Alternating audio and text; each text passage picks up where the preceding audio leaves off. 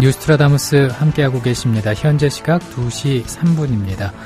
이어서 김효진 PD의 여의도 리포트 시간입니다. 어서 오십시오. 네, 안녕하세요. 김효진입니다. 예, 오늘은 스튜디오로 모셨습니다. 네. 새정치민주연합 우윤근 신임 원내대표가 오늘 새누리당 이완구 원내대표와의 회동을 갖는 등 당무를 본격적으로 시작했죠. 네, 그렇습니다. 우윤근 신임 원내대표가 오늘 오전에 이 새누리당 이완구 원내대표를 인사차 만나서 회동하면서 당무에 시동을 걸었습니다. 예. 오늘 만남은 이완구 원내대표와 이 같은 당 주호영 정책위 의장이 축하를 건네러 우윤근 원내대표의 방을 찾아서 성사가 됐습니다. 우윤근 원내대표는 앞으로 펼쳐질 험로를 인식한 듯이 가야 할 길이 너무 험난하다. 그래서 마음이 무겁다. 기쁜 마음보다 힘들겠다는 마음이 든다. 이런 말을 이완구 원내대표에게 건넸고요. 이완구 원내대표는 성품이 대단히 선하시다는 느낌을 받았다. 제 말씀을 받아주실 수 있는 분이구나 하는 생각이 든다면서 세월호라는 힘든 상황에서 항상 균형주 역할을 해주셔서 제가 부끄러웠다. 이렇게 일단 덕담으로 화답을 했습니다. 예. 이완구 원내대표는 그러면서 앞으로 더 잘 모시고 가급적 우 원내대표의 뜻에 접근할 수 있도록 하고 국회를 운영하는 데 반영하겠다 이런 말도 했습니다. 예. 그런가 하면은 새누리당 이완구 원내대표가 자당 의원들의 야당 의원 비하 쪽지 논란에 대해서 공식 사과했더군요. 네, 그 우윤근 원내대표가 말씀드린 오늘 회동 자리에서 지난 8일이죠. 국방위원회 국정감사 때 이 새누리당 송영근, 이 정미경 의원이 이 새정치연합 진성준 의원을 겨냥해서 이 비방성 필담 주고받은 문제 언급을 했습니다. 우윤근 원내대표가 존경하는 이 원내대표께서 조치를 취해 주셔야 한다. 최소한 경고라도 해 주셔야 한다. 이렇게 요구를 했고요. 이완구 원내대표는 국민 여러분과 새정치연합에 죄송하다는 말씀을 드린다. 그런 일이 없도록 소속 의원들에게 주의를 촉구하고 재발 방지를 위해 여러 검토를 하겠다. 이렇게 말을 했습니다. 예. 이것으로 쪽지 필담 논란은 일단락된 것 같습니다. 주목할 점은 우윤근 원내대표의 태도입니다. 사실 오늘 같은 이 말 그대로 인사차 회동하는 자리에서 현안에 대해서 그것도 카메라 기자들을 안 물리고 공개적으로 얘기를 주고받는 게 쉽지는 않은 일입니다. 우윤근 원내대표가 그럼에도 불구하고 불쑥 직접적으로 얘기를 꺼내서 사과를 촉구한 건데 예.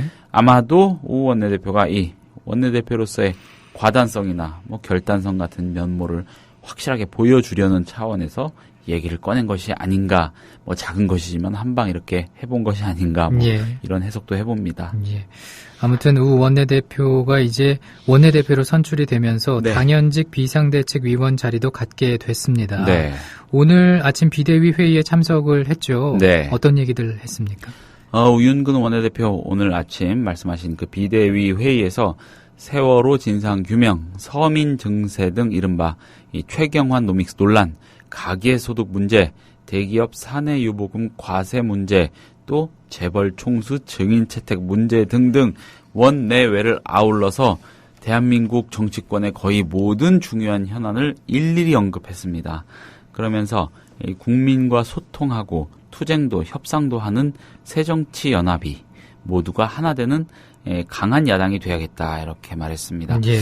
문희상 비대위원장이 취임 초기에 밝힌 강력한 원내 투쟁이란 원칙을 재확인하는 동시에 매우 선명한 의지를 밝힌 것입니다.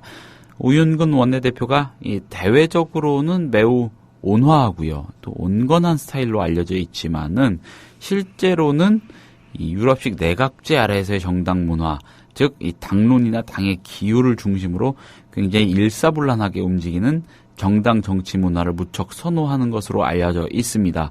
지금 정치권의 개헌 논의를 좀 띄우려는 사람들 중에서 가장 적극적인 인사가 바로 우윤근 원내대표이기도 한데 예. 독일식 의원 내각제로의 개헌을 주장하는 그런 사람입니다. 우 원내대표가 직접 말했듯이 현안이 산적해 있습니다. 앞으로 어떤 리더십을 발휘할지 지켜볼 일입니다. 예. 원내대표로서 어떻게 또 이끌어가게 되는지 한번 지켜봐야 될 텐데. 네. 근데 그 새정치연합 우윤근 신임 원내대표의 향후 행보를 전망하는 목소리를 보니까는 곳곳에서 막 터져나오고 있더라고요. 네. 일단은 매우 험난한 행보가 될 것으로 예상하는 게 적절하겠죠. 그렇습니다. 어떤 사람은 이렇게 표현을 하더라고요. 권한보다 책임이 너무 심하게 더 많이 큰 자리다. 예. 박영선 전 원내대표에게도 마찬가지였을 겁니다. 앞서 드린 말씀들하고도 연결이 되는데 이 무엇보다 정기국회 기간 중에 그것도 국정감사 기간 중에 교체가 돼서 들어온 장수다 이런 점 아니겠습니까? 그렇죠. 뭐 어떤 언론은 이 상대팀 주자가 마운드에 가득 찼는데 구원 등판한 투수다. 뭐 이렇게도 해석을 했습니다. 참 공감이 가는 그런 비유인데 일단 당장 이번 달 10월 말까지요. 이 세월호 특별법, 정부조직법 개정안과 뭐 소위 유병헌법 등등 각종 쟁점 법안들 처리를 마무리해야 하는 그런 부담을 떠안고 그러네요. 있습니다. 예. 특히 세월호 특별법은 여야의 3차 합의안에 담긴 특검 추천 유가족 참여 추후 논의라는 문구를 둘러싸고 협상 과정에서 나타났던 어려움 못지않게 만만찮은 저항에 부닥칠 수밖에 없습니다. 일각에서는 박영선 전 원내대표가 특별조사위원회 조사권 및 수사권 부여 문제로 여당과 갈등할 때보다 더 힘들 것이다. 이런 얘기도 나옵니다. 의외로 새누리당이 강경하게 반응하고 있기 때문인데 예. 새누리당 김재원 원내수석 부대표가 언론 인터뷰 등을 통해서 기회가 있을 때마다 그랬습니다. 이 추후 논의 이거하고 관련해서 그러니까 유가족들이 특검 추천 문제 참여하는 거죠. 결사 반대의 입장을 대놓고 명시적으로 수차례 밝혀온 것이 일례라고 하겠습니다. 세월호 특별법과 연계 처리키로 한 이 정부 조직법 개정안을 둘러싸고도 험로가 예상이 됩니다. 해양경찰청과 이 소방방재청 해체 등 여야의 시각차가 뚜렷하고 그러면서 동시에 파괴력도 큰 쟁점이 곳곳에 도사리고 있기 때문입니다. 예. 근데 새정치연합 입장에서는 말씀해 주신 내용 말고도 앞으로 이제 견제하고 저지해야 할 사안들이 많지 않습니까? 그렇습니다. 새정치연합 입장에서는 이 정부가 추진하는 30개가 조금 넘습니다. 이른바 경제 활성화 법안의 허구성을 지적하고요. 예. 또 야당의 대안을 제시하거나 관철시키는 것이 당면 과제입니다. 또 다른 당면 과제인데 문희상 비상대책위원장이 강력한 원내투쟁 방침, 그러니까 국회 안에서 입법 절차를 통해 투쟁하겠다는 방침을 밝힌 만큼 우윤근 원내대표의 어깨가 매우 무겁습니다. 예. 그 원내 인사들을 컨트롤하는 사람이 바로 원내대표니까요.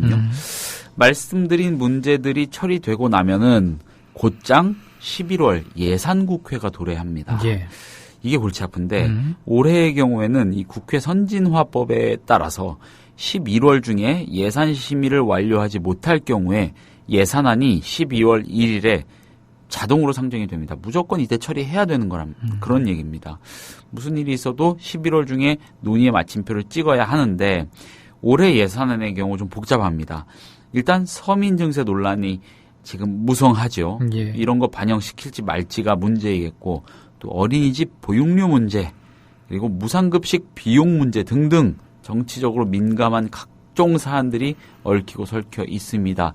그 어느 때보다 힘든 예산국회가 예상이 되는 대목인데 또 중요한 거는 이들 이슈는 이 전 사회적인 정치 이슈임과 동시에 상당수 지역구 의원들이 지역 관리 차원에서 지역 민원 관리 차원에서 접근할 수밖에 없는 것들입니다. 그래서 안팎의 민원 또 압력 이런 게 만만치 않을 전망이고 쪽지 예산 논란 같은 거 예. 이번 예산국회에서도 굉장히 심하게 나타날 것 같습니다. 예, 정말 그 풀어야 될 과제들이 만만치 않을 것으로 보이는데 네. 당내 계파 분열의 난맥상 역시 그 우윤근 원내대표가 짊어질 문제 아니겠습니까? 그렇습니다. 우윤근 원내대표는 뭐 본인이 나는 130명의 계파다 뭐 이런 얘기하면서 계파 논란 좀 희석시키려고 하는데 본인이 뭐라고 하든 당내 주류 범친노 진영을 대표하는 인물입니다. 그게 맞다고 봐야 될 겁니다. 예. 가뜩이나 이렇게 혼란스러운 상황에서 이 당내 조직 강화 특위를 통한 지역위원장 선출, 전당대회 룰 결정 등등 휘발성이 아주 큰 쟁점들을 하나씩 정리해 나가야 합니다. 박영선 전 원내대표의 경우에 이 앞서 말씀드린 조직 정비와 관련된 인선에서 자기 사람을 지나치게 편파적으로 기용하려 했던 것이 당내 반발을 키우는 단초가 됐다는 뒷말이 사실 무성합니다. 예. 우윤근 위원장 또한 이런 사정을 잘 알 겁니다. 그래서 가급적 조심스럽게 접근할 것으로 보입니다만 이 조강특위나 경선 룰 모두 보는 각도를 조금만 달리하면 유불리나 이 편파 논란이 불거질 수밖에 없기 때문에 이건 함부로 건드리기가 쉽지 않은 그런 사안들입니다. 우윤근 원내대표가 의원들한테 보낸 서한에서 계파의 걸림을 넘어 당내 소통과 화합을 이끄는 원내대표가 되고 당내 불균형을 바로잡는 소통과 화합의 균형추가 되겠다 이런 말을 했는데 아마 이 말을 곱씹으면서 어디 한번 두고 보자 이렇게 벼르는 사람도 많을 겁니다. 예. 특히 당내 중도파를 자처하는 그룹이 심하게 그러지 않을까 이런 예측해 봅니다. 그렇군요. 자, 이번에는 국정감사 증인 채택 문제에 대해서 얘기해 보겠습니다. 네.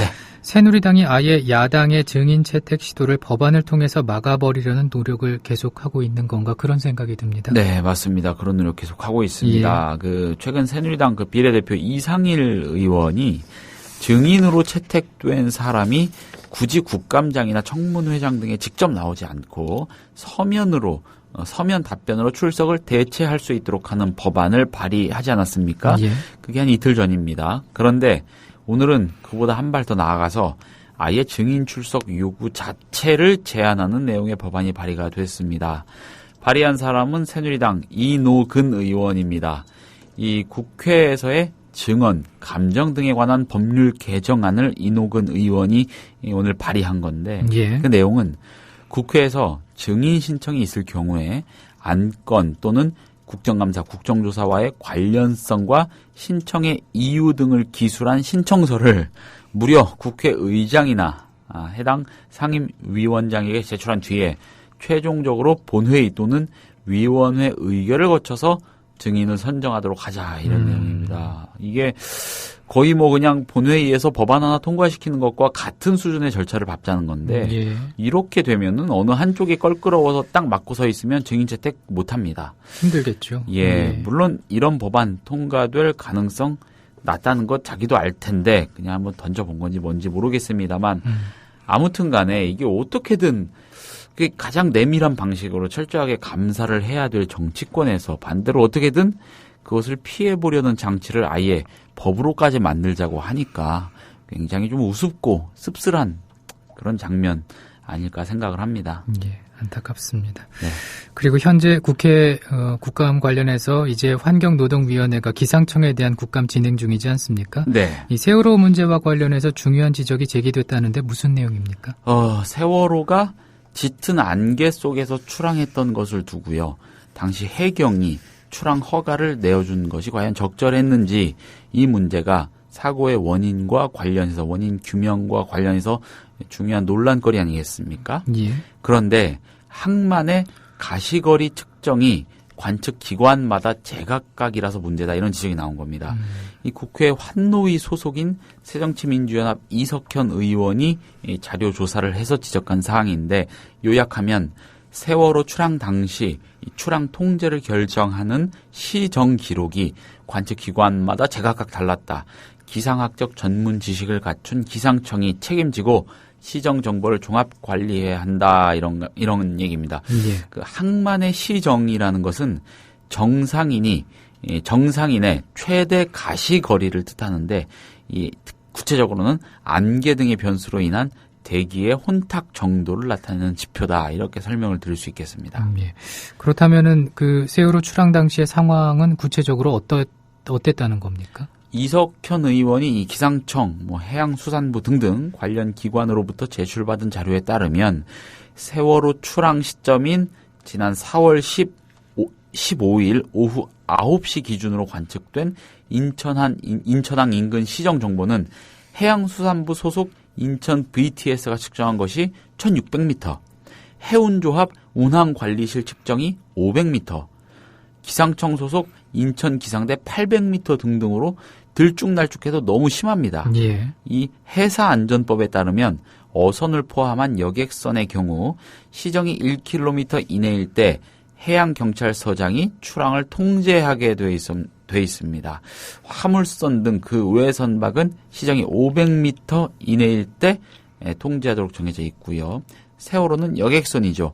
이 해운조합 운항관리실의 관측이나 기상청 소속 인천기상대의 관측대로였다면 출항하지 말았어야 하는 배라 이겁니다. 세월호는요. 그렇군요. 예, 시정 정보는 이 관측 지점이나 측정 시각 등에 따라서 달라지기 때문에 해경 측이 각각의 시정 정보를 종합해서 출항 통제를 결정하도록 정해져 있는데 이런 구조 자체에 문제가 있다는 겁니다. 예. 가장 보수적인 기준으로 잡아야 되는 거 아니겠습니까? 그렇죠. 예, 실제로 세월호 지난 4월 15일 오후 6시 30분 제주를 향해서 인천항을 출발할 예정이었는데 인천항의 짙은 안개 때문에 발이 묶였다가 2시간쯤 뒤에 시정주의보가 해제되면서 출항을 했습니다.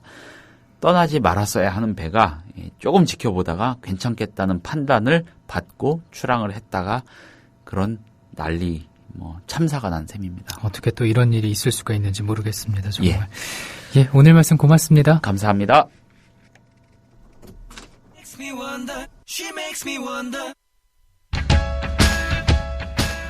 김현주 PD가 단독 취재했습니다. 이곳은 공주보 상류입니다. 이미 20일 전쯤 이곳에서 큰빛 이끼벌레의 번식이 확인됐지만 이후 아무런 조치도 취해지지 않았습니다. 국민TV 뉴스K의 막내인 김현주 PD. 하루 4분 리포트를 위해 아침부터 밤까지 열정을 아끼지 않는 그녀. 자신이 하는 일을 설명하는데. 전태일 열사 아시죠? 자기 몸과 노동법전을 함께 태웠던 분 말이에요.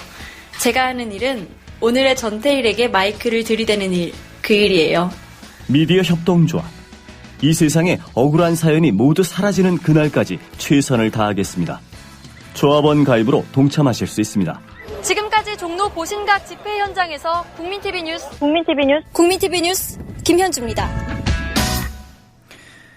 새정치민주연합 정동영 상임고문은 오늘 아침 YTN 라디오 신율의 출발 새아침과의 인터뷰에서 중도신당 창당 요구에 대해선 지도부가 당원들의 불만을 귀담아 들어야 한다면서도 중도라는 방향성에 대해서는 동의하지 않았습니다. 정 고문은 새정치연합의 가장 큰 문제점으로 진보적 정체성 실종을 꼽았습니다. 정 상임고문은 민주당이 그동안 어려움에 빠진 것은 새누리당과 어떤 차별성이 있는지를 제대로 보여주지 못한 것이라며 민생의 핵심은 850만 비정규직 문제에 대해서 민주당이 무슨 역할을 했고 무슨 성과를 만들어냈는가, 300만 영세 자영업자의 하루하루 고통스러운 삶에서 민주당은 어떤 의미를 갖고 있는가, 여기에 대한 대답을 못 줬다. 이것은 바로 진보적 정체성이 실종됐기 때문이라고 생각한다고 지적했습니다. 사실은 지금 방향으로 보면 민주당의 정체성, 야당성이 지금 부족한 거거든요. 야당다운 야당을 당원과 지지자들은 원합니다. 그리고 정체성이라는 것은 민주당은 과연 누구를 대표하는가, 어떤 사람들이 민주당에 의지하고 민주당을 희망으로 바라보고 있는가 하는 부분에서 이게 뚜렷하지 않거든요. 이 점에서 이제 민주당의 현실과 민주당에 대한 기대 사이에 빈 공간, 그 괴리가 있으니까 이걸 채울 이제 그런 제3 정당이 필요하다 하는 논의가 시민사회, 당 바깥에 전문가 그룹 이런 데서부터 동시다발적으로 터져나오는 것은 맞습니다. 저도 지역에 자주 갑니다. 가서 당원들로부터 많이 듣습니다. 어떻게 해야 됩니까? 라는 얘기를 던지면 제가 정당 생활한 지 지금 19년째인데 이렇게 신당 얘기를 공공연하게 얘기하는 것을 들어본 적이 없습니다. 이런 그 위기 상황을 지금 당 지도부 비대위만 모르고 있다고 생각합니다. 오불관원이라고 할까요? 아무래도 좋다, 그냥 간다, 이런 태도 같은데 이것은 좀 더 좀 겸손한 자세로 당원들의 생각을 들여다볼 필요가 있습니다. 그렇기 때문에 분당 가능성이 상당히 설득력 있게 지금 퍼지고 있는 것이 현실이잖아요. 그렇죠? 그래서 당이 더 잘해야 되는 거지요. 불행한 일입니다. 당이 주인이 누구인가 어려울수록 당의 주인은 당원입니다. 우리 당의 당헌은 특정 계파에서 삭제됐습니다만은 원래 2010년 전당대회에서 만장일치로 이런 당헌이 있었어요. 민주당의 당권은 당원에게 있고 모든 권력은 당원으로부터 나온다. 그 당원 주권 조항을 발의한 사람이 정동영입니다. 저것도 발의해서 만장일치로 통과됐는데 이게 이러저런 그 곡절 끝에 삭제되고 당원이 이제 의무만 있지 권리는 없거든요. 그런 점에서 지금 정당성이 약한 비대위가 이 비상한 상황에서 당권 장악을 향해서 착착 움직이게 된다면 당은 굉장히 더 어려운 상황에 빠져들 것입니다. 그런 경고를 귀담아 들어야 할 것입니다. 서울시 소재 자유형 사립고등학교 중 미달 평가를 받은 8개 학교가 대부분 지정 취소될 것으로 보입니다. 자사고의 사실상 폐지로 인해서 고교 전체 학습 능력이 하향 평준화되는 것 아니냐는 우려가 일각에서 나오는 가운데 그 해결책으로 조희연 서울시 교육감은 일반계 고등학교의 상향 평준화를 위해서 재정 지원을 대폭 확대할 계획이라고 밝혔습니다. 조 교육감은 MBC 라디오 신동호의 시선집중과의 인터뷰에서 다음과 같이 밝혔습니다. 자격 미준 평가받은 학교는 지정 취소 쪽으로 간다, 이런 말씀이신 거죠? 예. 그렇게 되고, 이제 교육부하고 쪽 협의를 조금 하고 있기 때문에요. 예. 조금 마지막 결론은 조금, 나중에 어차피, 곧 말씀을 드리게 될 것 같습니다. 그러나 지금까지는 그런 방향으로 가고 있습니다. 예. 이 서울시 교육청에서 그동안 자립형 사립고에 줬던 면접권, 이 수시 모집 제도, 이것도 좀 개선하겠다라고 했는데. 예. 자, 이런 정책 방향이 결국은 자사고 자체 폐지 정책 아닌가, 이런 이야기를 좀 나오고 있습니다만. 저 개인적으로는요, 그것은 조금 분리해서 했으면 좋겠습니다. 왜냐하면 이제 시청자분들께서 지금 자사고가 예를 들면 없어진다 이렇게도 생각하시는 분도 있더라. 그렇지는 않고요. 일반고로 돌아가는 거고요.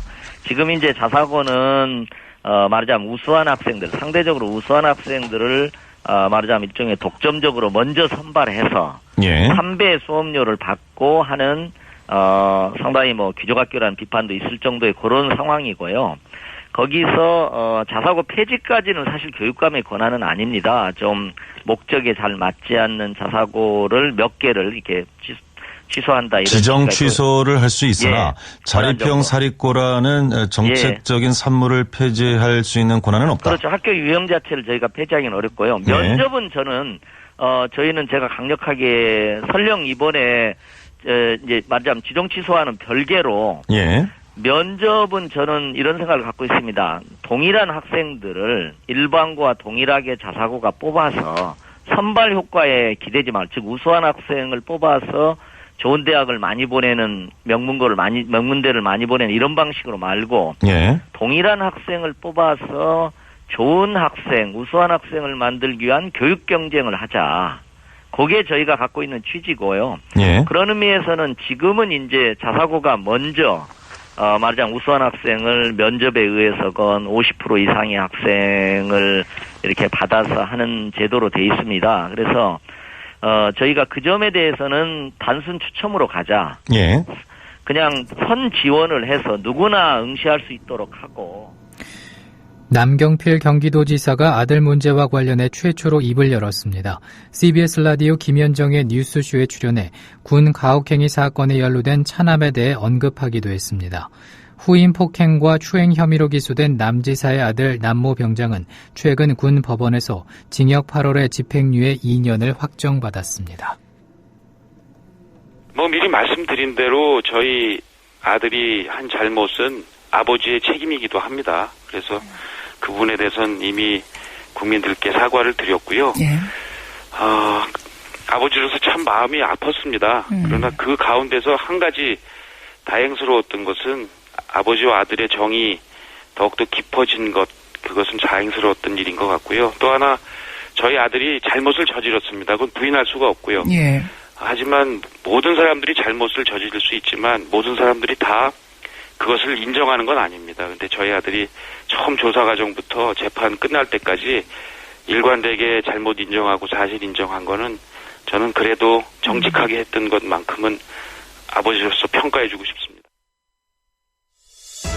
국민 라디오와 국민 TV를 다시 읽고 듣고 보실 수 있습니다. 대한민국 공정언론의 산실, 미디어 협동조합이 만든 인터넷 신문. 기자들이 현장에서 보내온 생생한 속보. 전문가들의 깊이 있는 분석.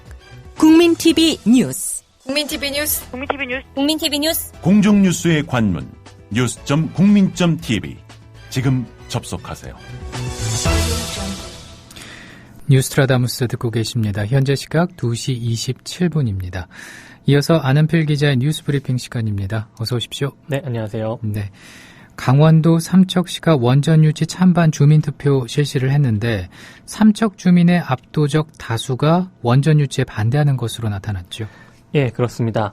삼척 원전 유치 찬반 주민투표관리위원회는 어제 진행된 찬반 주민투표 개표 결과 유치 반대가 84.97%로 집계됐다고 밝혔습니다. 총 투표자 28,867명 가운데 무려 24,531명이 유치에 반대했으며 유치 찬성은 4,164명에 불과했습니다. 투표율은 67.94%였습니다. 주민 절대다수가 원전 유치에 반대한다는 것이 주민투표를 통해서 검증된 것인데요. 예. 이로써 3년 전 삼척 주민의 96.9%가 원전 유치에 찬성했다는 유치 찬성 측의 서명부가 조작된 것임이 사실상 확인됐습니다. 문제의 서명부는 이명박 정권 시절이던 지난 2011년 5월 11일 삼척시와 삼척시 원자력 산업유치협의회 명의로 국회에 제출된 것인데요. 실제로 최근 김재남 정의당 의원에 의해서 조작 사실이 부분적으로 확인되기도 했습니다. 하지만 정부는 여전히 삼척 원전 건설 강행 방침을 밝히고 있는데요. 예. 산업통상자원부는 국가 사무를 대상으로 찬반 투표가 실시된 데 대해 유감의 뜻을 밝힌다며 삼척에 원전을 설치할 예정이라는 내용을 담은 정부의 지정고시에 대해 이번 찬반 투표가 법적 효력을 지니지 않는다고 주장했습니다. 예. 이와 관련해서 오늘 아침 국민라디오 조상훈의 뉴스바에 출연한 삼척 핵발전소 반대투쟁위원장인 성원기 강원대 삼척 캠퍼스 교수의 인터뷰 준비했습니다. 들어보시죠. 대안이 뭐냐고 계속 질문을 합니다. 그런데 사실 전기를 만드는 대안은 있습니다. 근데 정부가 얘기를 안 해서 그렇죠. 어떻게 되느냐 하면 태양광, 풍력, 조력, 지열 이걸 가지고 유럽에서 이미 10년 전부터 해왔거든요. 예. 그랬더니 얼마가 됐냐 그쪽 산업을 집중적으로 수송했더니요. 10년 만에 20% 비중이 올라왔습니다. 전기 비중이. 그런데 우리나라 핵발전소 전기 비중이 고작 30%입니다. 100%가 아니에요. 60%도 아니고. 그래서 전기의 문제는 우리가 그쪽 산업을 키우기만 하면 되는데 정부는 우리나라는 이제 많이 키우고 있죠. 그 정책을 어느 쪽 산업을 키울 거냐 하는 정책의 전환의 문제지. 예. 전기를 만드는 방법이 없어서가 아니다. 대안은 이미 유럽에서 입증이 됐습니다. 예. 그래서 이 기회에 이제 정부가 이제 더 이상 핵발전소 지을 땅을 구하지 못합니다. 정부는. 이건 분명한 사실입니다. 삼척에서 막아지는 걸 보게 되면 위험한 거 다 하는데 자기 땅에 갖다 놓을 지역이 어디 그렇게 보고 있습니다. 또 한 가지 궁금한 게 이렇게 대안이 있는데도 불구하고 정부가 원전 그 확대 정책을 고집하는 이유는 뭐라고 보시는지요? 그건 그냥 우리가 쉽게 생각할 수 있는 거죠. 이제 자기가 이제까지 누려왔던 그 기득권 또 이득 이런 거를 쉽게 놓지 못합니다. 핵산업계도 마찬가지죠. 핵산업계가 수십 년간 얼마나 이제 그 이익을 나눠 가지는 구조가 공고하게 구축되어 왔겠어요. 예. 그러니까 거대 자본과 이제 하여튼 거기 연결되어 있는 하여튼 이러한 권력과 이제 언론과 학교와 이게 그냥 안 놓는 거죠. 자기들의 이익을 갖다 안 놓는 거죠. 국민의 이익이 아니라 핵산업계의 이익을 놓지 않기 때문에 지금 여기까지 온 겁니다. 그래서 이제는 놔야 된다. 사실 일본처럼 54개가 한꺼번에 다 서서 지금 3년 지났잖아요. 예. 문제없이 돌아가잖아요. 거기서 에어컨 안 켜는 것도 아니고 다 켭니다. 공장도 다 돌아가고. 방법이 없는 게 아닙니다. 우리나라도 지금 원전 다 세워도 전기 돌아갑니다. 네. 들어보셨고요. 문재인 새정치연합 의원도 살펴보니까는 정부는 삼척 주민투표 결과 존중해야 된다 이렇게 강조를 했어요. 예, 문재인 새정치민주연합 비상대책위원은 삼척 시민들은 원전 유치 찬반 주민투표에서 대단히 높은 투표율과 압도적 반대로 원전 유치 반대를 결의했다. 정부는 그 결과를 존중해야 한다면서 삼척 원전 백지화를 촉구했습니다. 문 비대위원은 오늘 오전 비대위 회의에서 삼척 시민들은 정부 불허에도 불구하고 지역 민주주의 축제처럼 질서 있게 주민투표를 치러내 성숙한 시민의식과 자치의식을 보였다며 그런데도 정부는 원전 건설이 국가 사무라는 이유로 주민투표의 효력을 부정하면서 삼척 시민 대다수의 의사에 반해 일방적으로 원전 건설을 강행하려고 한다. 원전은 지역 주민의 삶과 안전에 중차대한 영향을 미치므로 원전을 유치할지 여부를 지역 주민이 주민투표를 통해서 스스로 결정할 수 있어야 한다고 거듭해서 삼척 시민의 뜻을 받아들일 것을 정부에 촉구했습니다. 예. 아울러 이번 기회로 지금 추진 중인 원전 확대 정책과 신규 원전 건설에 대해서도 전면 재검토하는 계기로 삼아야 한다고 강조하기도 했습니다. 예. 다른 얘기 해보겠습니다. 미국에 있는 한인 동포들이 국내 한 인터넷 매체 상대로 소송 준비하고 있다는데 이건 무슨 소식입니까? 예, 지난달 21일 국내 인터넷 매체인 블루투데이는 미시 USA 박 대통령 규탄 시위에 북한 문화 공작원 출몰 충격이라는 제목의 기사를 보도했습니다. 예. 블루투데이의 해당 기사가 무분별한 신상털기와 비방을 담고 있기 때문에 미주 한인 엄마들이 이에 대한 소송을 준비하고 있는 건데요. 현재 한인 주부들로 구성된 소송팀은 블루투데이를 상대로 한 소송 비용 $6,000를 마련하기 위해서 모금운동 중입니다. 소송팀 관계자는 현재 미시 USA 세월호 참사 정보방에 많은 한인 주부들이 공감하고 있다며 목표 금액인 $6,000만 달성하면 모금 활동은 자동 종료되며 내역을 투명하게 공개하고 있다고 밝혔습니다. 예. 그러면은 그 블루투데이의 기사 내용에 대한 설명이 좀 필요할 것 같아요. 예, 블루투데이는 이 기사에서 세월호 특별법 제정 집회의 본 목적은 박 대통령 퇴진을 요구하는 반정부 시위다라고 주장했습니다. 예. 또 집회에 참가한 린다 리 씨를 비롯한 일부 한인 여성들의 얼굴과 실명, 사생활 등을 공개하면서 이들을 종북성향 단체의 핵심 인물이라고 주장했는데요. 블루투데이는 또 이들은 세월호 반정부 광고를 주도했고 각종 인터뷰에 나와 박근혜 대통령 비난, 반정부 여론전을 펼쳐왔다며 세월호 특별법 제정 촉구를 명목으로 LA 지역에서 각종 반정부 시위에 선봉대 역할을 맡아온 것이다 라고 비난했습니다. 또 미시 USA의 반정부 시위를 주도한 것으로 알려진 회원 린다 리와 문모 씨는 언론 매체에 자신들을 평범한 주부라고 주장하고 있다며 북한과 직간접으로 연계되어 있는 이적단체들과 함께 반정부 시위 진행을 위해서 화합, 동조했다라고 보도했습니다. 예. 이에 대해서 린다 리 씨는 공개 성명서를 통해서 자신이 활동하고 있는 시민단체 미주희망연대는 종북성향 단체가 아니라고 반발했습니다. 또 린다 리 씨는 지난 5월 18일 박근혜 정부의 세월호 참사 책임을 묻는 뉴욕타임즈 광고가 게재된 날 집회의 자원에서 LA 지역 리더를 맡게 된 것일 뿐이라며 말이 리더지 실제로 이름과 얼굴도 모르는 미국 50개 주 지역 리더들과 이메일을 통해서 소통하고 그 내용을 미시 USA에 공지하는 도우미 역할을 했을 뿐이라고 설명했습니다. 이어서 린다리 씨는 집회에 참가한 한인 동포들을 향한 모욕과 비방, 왜곡 등은 동포 사회의 회합을 위해 막아야 할 것이라며 무단으로 타인의 사진을 게재하고 사실 확인도 하지 않은 채 개인의 신상 정보와 허위 사실을 유포한 이들에게 법적 조치를 취할 것이라고 밝혔습니다. 예, 또 상황을 계속 지켜봐야 되겠네요. 네. 자, 그리고 민변이 여야가 합의한 세월호 특별법 대안으로 진상조사위원회 특검 추천권을 부여하는 방안을 제시했군요. 예, 그렇습니다. 민변은 오늘 국회에서 기자회견을 열고 유가족이 거부한 930 세월호 특별법 합의안의 대안으로 진상조사위원회에 특검 추천권을 부여해서 조사, 수사, 기소에 유기적 연계성이 보장되는 안을 제시했습니다. 예. 민변은 여야 3차 합의안은 유가족의 참여를 보류한 채 스스로 그동안 금과 옥조처럼 내세웠던 상설특검법의 기본 정신과 원칙마저 훼손했다며 도대체 언제까지 여야가 알아서 할 테니 유가족과 국민은 가만히 있으라고 할 건가 라고 반문했습니다. 민변은 여야 합의안은 상설특검법에 따른 특검을 전제하면서도 여야 합의하에 4명의 특검 후보군을 제시함으로써 특검 후보 추천 위에 추천권을 사실상 제한한다는 점에서 상설특검법의 취지와 배치되는 모순이 발생한다며 상설특검법에 의한 특검 발동을 위해선 또다시 국회 본회의 의결을 거쳐야 하는 추가적 정쟁의 갈등을 피하기가 어렵고 특검의 수사기간은 진상조사위에 비해 극히 단기간이어서 조사위의 조사 대상과의 연계성을 담보하기도 어렵다고 지적했습니다. 예. 국감 얘기로 돌아가 보겠습니다. 새누리당 권성동 의원 국감 도중에 비키니 입은 여성 사진 보는 일 있지 않았습니까? 네. 네, 이에 대해서 야당이 맹공 퍼부었죠.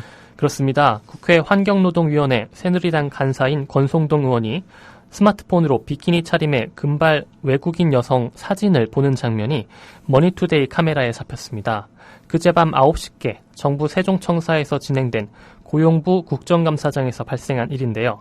권 의원은 이에 대해 다른 의원의 질의 도중 환노위 등 관련 기사를 검색하다가 잘못 눌러져서 공교롭게 비키니 여성 사진이 뜬 것이라며 의도적인 것은 아니라고 주장했습니다. 예. 하지만 이 사진의 출처가 스포탈 코리아라는 축구 전문 매체의 사진인 것으로 밝혀져서 이러한 해명이 적절치 못하다는 말도 나오고 있습니다. 새정치연합은 이를 강력하게 비판했는데요. 새정치연합 박수현 대변인은 어제 브리핑을 통해 누드 심재철, 터치 박희태, 비키니 권성동, 누리꾼들이 붙여준 새누리당 의원들의 닉네임이 참으로 민망한 수준이라며 잊을만 하면 터지는 새누리당의 이딴 성추문에 대해 오죽하면 새누리당의 당명을 성과 결부시킨 별칭으로 조소를 보내는 누리꾼들까지 있겠는가라고 비판했습니다. 박 대변인은 또 민의의 정당이라는 본회의장에서 그리고 국정감사장에서 쳐다봐야 할 국민은 안 보고 딴짓에 열중하는 국회의원은 국민을 대표할 자격이 없다며 권성동 새누리당 환노위 간사는 노동시간은 늘리고 수당은 줄이는 근로기준법 개혁안을 내놓더니 이번 국정감사장에서는 재벌총수 증인 채택을 봉쇄하는 등 대놓고 재벌 감싸기와 비키니 검색에만 관심이 있다. 이러니 국정감사가 파행에 이르지 않을 수 있겠는가라고 말하기도 했습니다. 박 대변인은 권 의원의 환노위 간사 즉각 사퇴와 사과를 요청했습니다. 예. 사과 아직 안 했죠? 예, 아직 안 했습니다. 예. 그리고 육군이 성추행 혐의로 긴급 체포된 현역 사당장에 대한 구속영장 신청을 했는데 오늘 그 방송 시작하면서 오프닝에서도 잠깐 전해드렸었는데 자세한 소식 좀 알려주시죠. 예, 육군은 오늘 여성 부하를 성추행한 혐의를 받고 있는 A 사단장에 대해 구속영장을 신청했다고 밝혔습니다. 예. 육군은 수도권 모 부대의 A 사단장을 성추행 혐의로 어제 긴급 체포했는데요. A 사단장은 소장, 흔히 말하는 투스타입니다. 현역 사단장이 부하 여군을 성추행한 혐의로 긴급 체포된 것은 이번이 처음 있는 일입니다. A 사단장은 8월과 9월 5차례에 걸쳐서 부하 여군을 성추행한 혐의를 받고 있는 것으로 알려졌는데요. 피해 여군은 최근 같은 부대 병영생활 상담관에게 이런 사실을 제보했고 육군 본부가 그제 이런 사실을 파악하고 어제 A 사단장을 긴급 체포한 것으로 전해지고 있습니다. 예. 그런가 하면은 국회의원 보좌관 출신인 한 남성이 국회에서 성추행한 혐의로 또 입건이 됐어요? 예, 그렇습니다. 서울 영등포경찰서는 어제 여의도 국회의사당 안 인도에서 직장인 A씨의 엉덩이를 만진 혐의로 전 국회의원 보좌관 이모 씨를 불구속 입건했습니다. 경찰에 따르면 피해자 A씨는 이 씨가 9일 새벽 12시 40분께 술에 취한 상태로 접근해 국회 내 주차된 차량을 가리키면서 나 국회의원 보좌관이고 이 차는 내 차다라고 말한 뒤에 엉덩이를 건드렸다고 경찰에 신고했습니다. A씨는 또 자신이 왜 이러냐고 항의하며 화를 내자 A씨가 미친 X라고 욕을 했다고 진술하기도 했습니다. 예. 전 보좌관 출신인 이씨는 경찰 조사에서 술은 별로 안 마셨지만 치통약을 복용해 술 기운이 과하게 오른 상태였다며 범행 사실에 대해 전혀 기억이 나질 않는다고 주장했습니다. 이 씨는 18대 중진의원 보좌관으로 일했던 사람으로 2012년 보좌관을 그만둔 뒤에 현재는 대기업에 근무하고 있는 것으로 전해지고 있습니다. 예, 오늘 소식은 여기까지 듣죠. 고맙습니다. 네, 고맙습니다.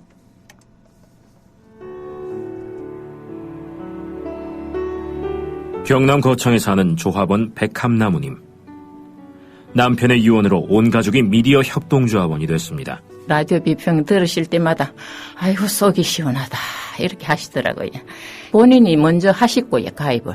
예, 그 뜻을 이제 알았기 때문에 손자, 손녀 6명까지 그렇게 이제 다 가입을 하게 됐지. 작고한 부부는 왜 국민TV 조합원 가입 이것이 이 시대에 꼭 필요한 언론운동이라고 확신했을까요? 가슴 아픈 가족사가 있었습니다. 저는 민족일보 조용수 그분 그때부터 관심을 많이 가지시고 저 동아투이 그때 남편이 광고도 내고 또 한겨레 주주도 되시고 저희 시어른 되시는 분이 보도연맹에 억울한 죽음을 당하셨습니다.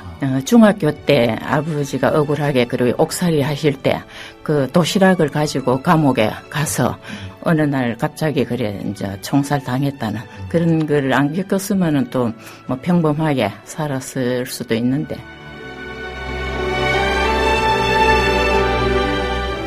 여러분도 공정언론 건설에 함께하지 않으시겠습니까? 국민.tv 미디어 협동조합 홈페이지에 들어오셔서 조합원으로 가입해주세요. 전화 서울 3144-7737, 3144-0933으로도 하실 수 있습니다.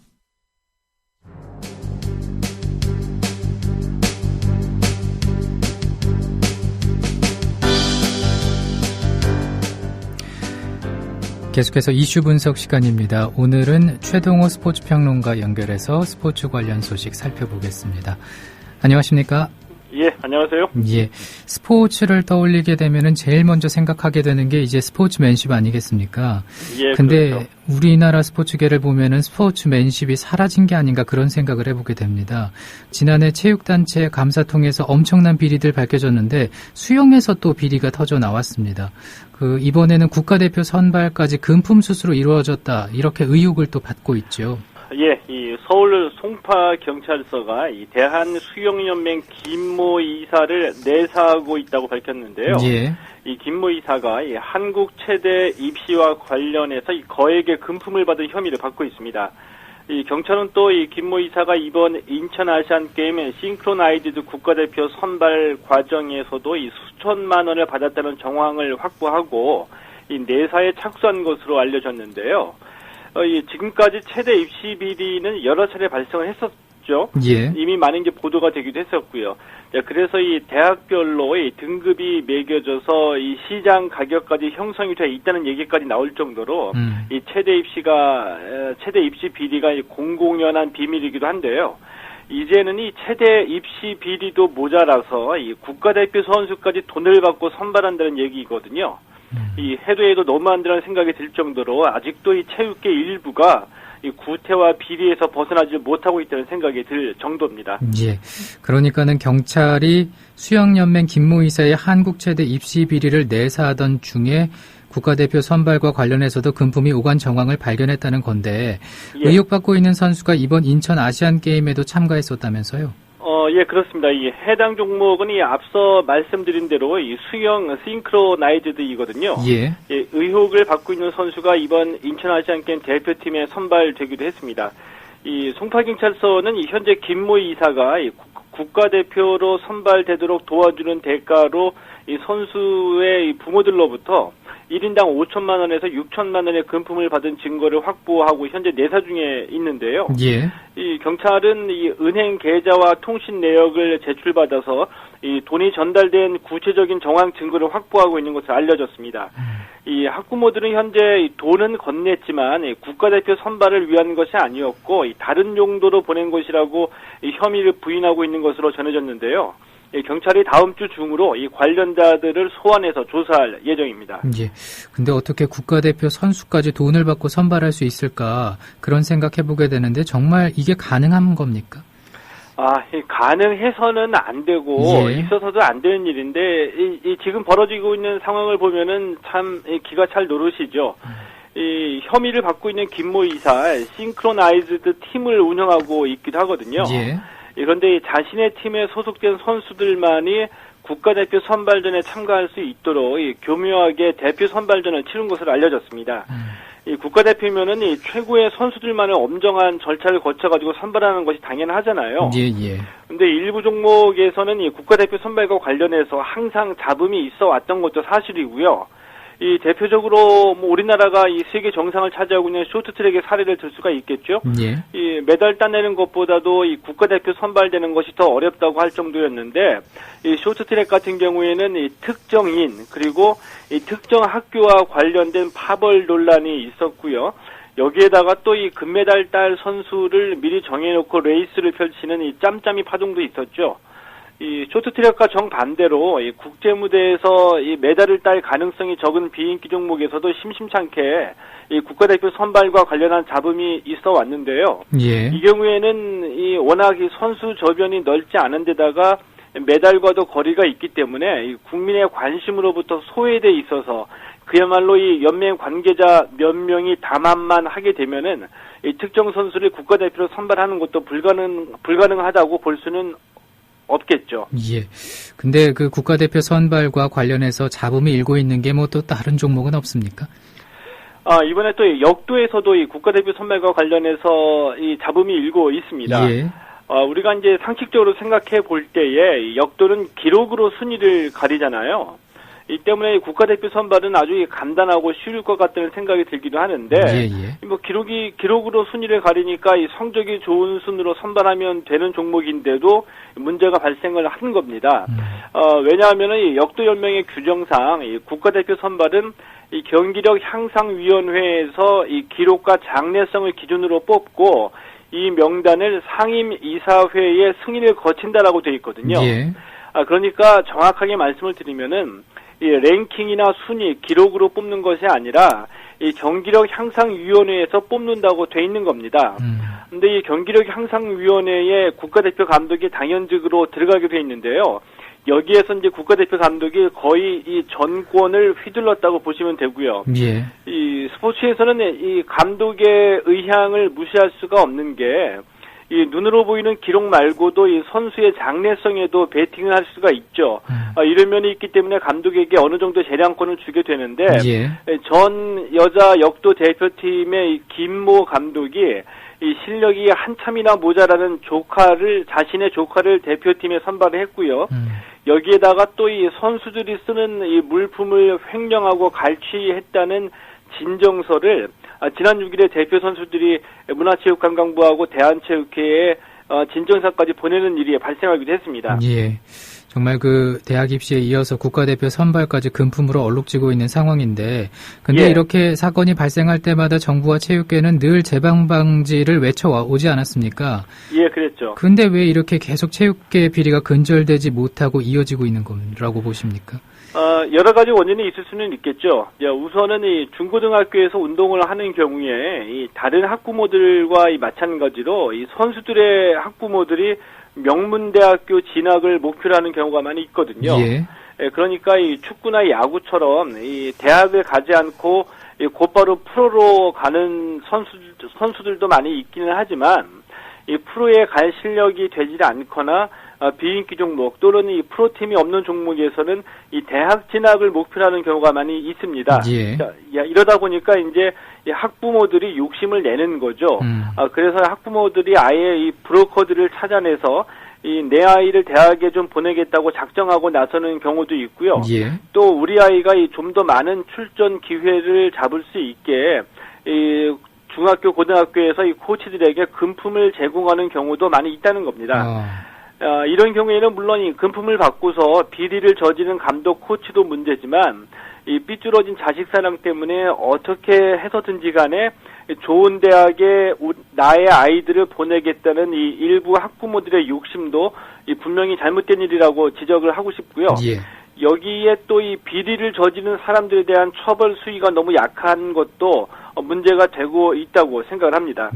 처벌 수위가 얼마나 약하기에 이런 비리가 근절되지 않고 계속 이어지는 건가요? 이번에 이 사건처럼 수영연맹의 이 대표 선수 선발 비리 사건처럼 이 대학 입시 또 이 국가대표 선발 비리 같은 경우에는 이 경찰 수사를 거쳐서 대부분이 형사 입건되고 형사 처벌을 받게 됩니다. 그런데 제가 말씀드렸던 처벌은 이 형사 고발되지 않고 이 체육계 내부에서 자체적으로 조사하고 징계를 주는 경우를 말씀드리는 건데요. 그러니까 이 체육계 내에서 자체적으로 징계를 주는 사건들, 예를 들면은 이 선수 폭행이나 성추행, 성폭행, 이 금품 요구 같은 이런 비리들이 지금도 끊임없이 발생을 하고 있거든요. 근데 이런 사건들을 체육계 내부에서 자체적으로 처리를 할 때에 이 징계 수위가 너무 낮아서 이 징벌 효과를 거두기가 어렵다는 겁니다. 예를 들면은 이 대한체육회에 스포츠 인권익 센터가 있거든요. 근데 이곳에 2013년부터 올해 7월까지 접수된 신고 가운데에서 이 조사 절차를 거쳐가지고 이 징계 처분이 이루어진 것이 26건인데 이 26건 가운데 영구 제명은 단 2건에 불과하고 이 대부분의 징계는 규정상의 최소 징계에 그치고 있다는 겁니다. 그렇군요. 근데 스포츠 인권익 센터에 접수된 사건들은 대개 어떤 사건들입니까? 이 대개는 이 폭행이나 성추행 또 이 성폭력 같은 어린 학생들의 그 인권 침해 사건 등이 대부분이거든요. 예. 예를 들면은 이 중학교의 수영 코치가 이 선수들이 기록이 좋지 않다고 이 강목을 갖고서 선수들에게 상습적으로 폭력을 휘둘렀습니다. 이렇게 이제 폭력에 희생당하면서 이 청각 장애가 생긴 선수가 있었고요. 예. 또 다른 선수는 이 선수 생활을 포기할 지경에까지 이르기도 했거든요. 초등학교 또 야구부에서 또 다른 초등학교 야구부에서 발생한 사건은 참 기가 막히기도 하는데요. 이 야구부 코치가 선수의 학부모에게 고학년이 되면은 날개를 달아주겠다는 메시지를 보내면서 이 성상납을 요구하기도 했습니다.